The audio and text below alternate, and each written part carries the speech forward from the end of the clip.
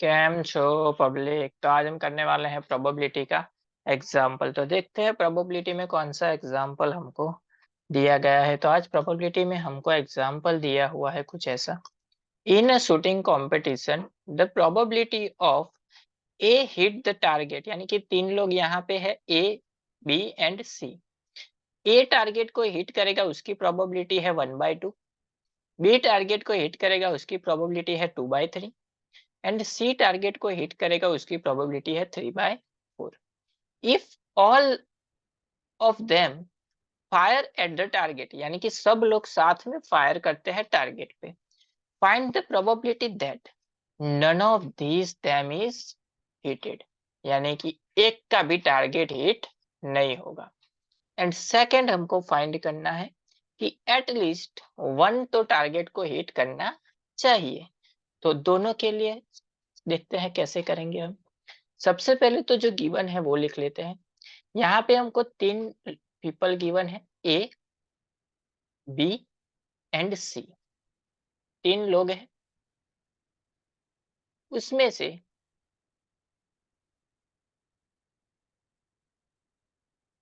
Probability of ए, यानी कि ए target को हिट करेगा उसकी डायरेक्ट हमको प्रोबेबिलिटी ही दी हुई है 1/2।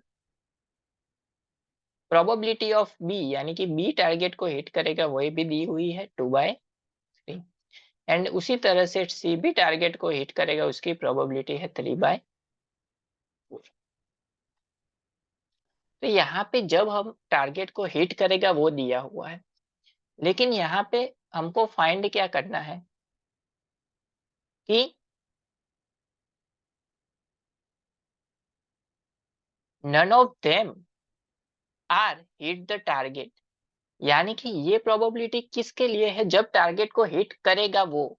तो इसके लिए हमको क्या फाइंड करना पड़ेगा, तो इसके लिए हमको फाइंड करना पड़ेगा सबके लिए बार, यानी कि प्रोबेबिलिटी ऑफ ए बार। इसका मतलब क्या हुआ, 1 माइनस प्रोबेबिलिटी ऑफ ए, यानी कि इसका नेगेटिव, यानी कि ये प्रोबेबिलिटी है जब हिट करेगा एंड ये प्रोबेबिलिटी है जब हिट नहीं करेगा।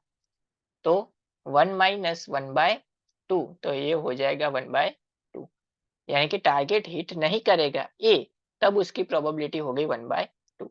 उसी तरह से प्रोबेबिलिटी ऑफ बी बार, यानी कि बी भी टारगेट को हिट नहीं करेगा उसकी प्रोबेबिलिटी 1 माइनस 2/3, यानी कि 1/3। उसी तरह से प्रोबेबिलिटी ऑफ सी बार, यानी कि 1 माइनस 3/4 इज इक्वल टू हो जाएगा 1/4। तो तीनों की तीनों हमने फाइंड कर ली। अब देखते हैं क्वेश्चन। फर्स्ट क्वेश्चन है कि none of them is hitted, यानी कि एक भी हिट करना नहीं चाहिए। तो इसको हम नाम दे देते हैं इवेंट है कोई, यानी कि प्रोबेबिलिटी ऑफ ई। हिट नहीं होना चाहिए, इसका मतलब क्या हुआ, probability of A bar intersection B bar intersection C bar. अभी इंटरसेक्शन ही क्यों लिया हमने, क्योंकि ये भी हिट नहीं होगा एंड ये भी हिट नहीं होगा एंड ये भी हिट नहीं होगा। तो ये हमको पता है कि अगर क्वेश्चन में एंड आता है तो होता है इंटरसेक्शन, अगर और आता है तो होता है यूनियन। अभी probability of A intersection B की फॉर्मूला है probability of A into probability of B. उसी तरह से तीन केस है, तो तीनों के लिए हो जाएगी probability of A bar into probability of B bar into probability of C bar. चलिए तीनों की वैल्यू हमको पता है। Probability of A bar 1/2, probability of B bar 1/3, probability of C bar 1/4, यानी कि ये हो जाएगा 1/2 इंटू 3, 6 इंटू 4 24, यानी कि जब टारगेट को हिट करेगा उसकी प्रोबेबिलिटी मिल गई हमको 1/24। अब बारी आती है सेकंड क्वेश्चन की। सेकंड क्वेश्चन में हमको दिया गया है कि at least one of them is hitted, यानी कि एक भी कोई टारगेट को हिट करेगा। तो ये तो बहुत ही सिंपल हो गया।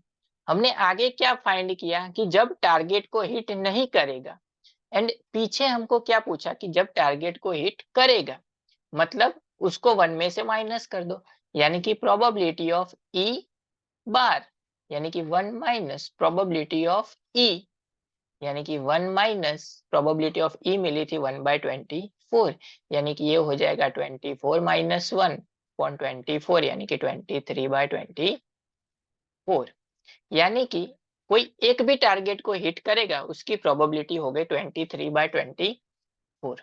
अभी आप इसको दूसरी तरह से भी कर सकते हो कि एटलीस्ट 1 है, यानी कि प्रोबेबिलिटी ऑफ, सपोज हम ले लेते हैं एफ,